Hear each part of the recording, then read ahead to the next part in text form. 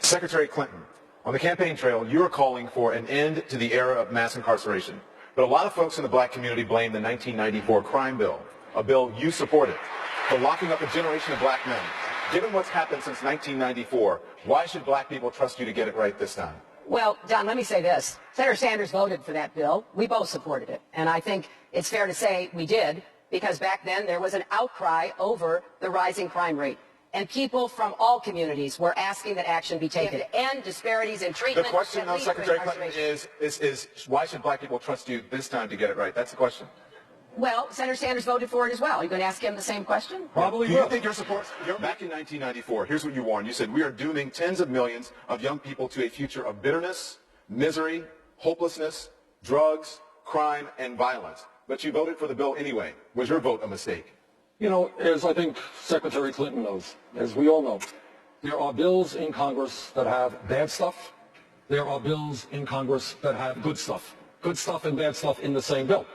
Now, if I had voted against that bill, Secretary Clinton would be here tonight and she'd say, Bernie Sanders voted against the ban on assault weapons. Bernie Sanders voted against the Violence Against Women Act. Those were provisions in the bill, as the Secretary just indicated. So in that bill, there were some good provisions. I have been a fierce fighter against domestic violence ever since I was mayor in Burlington. Violence Against Women Act has protected millions of women in this country. It was in that bill. The ban on assault weapons, that's what I have fought for my whole life. It was in that bill. Now, what you're reading, though, is I went to the floor, as I recall, and that's what I said.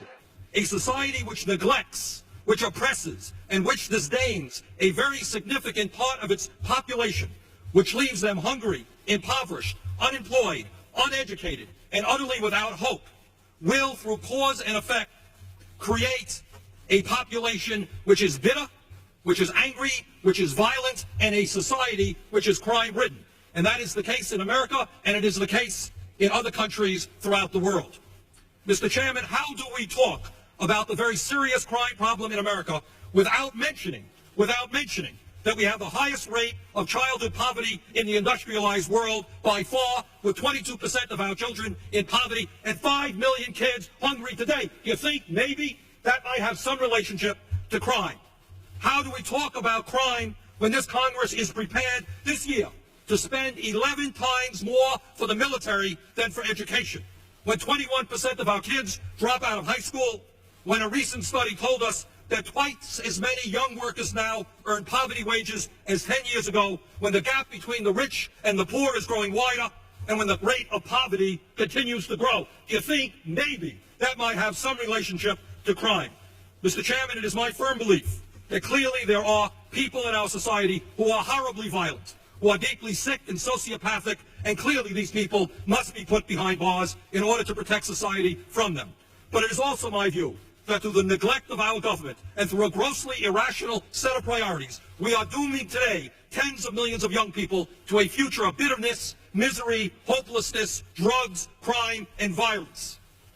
And, Mr. Speaker, all the jails in the world, and we already imprison more people per capita than any other country, and all of the executions, can I ask for one more moment, please?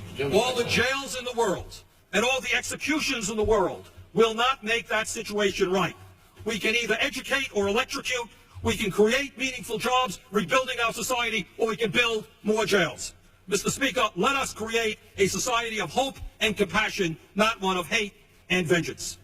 Thank you.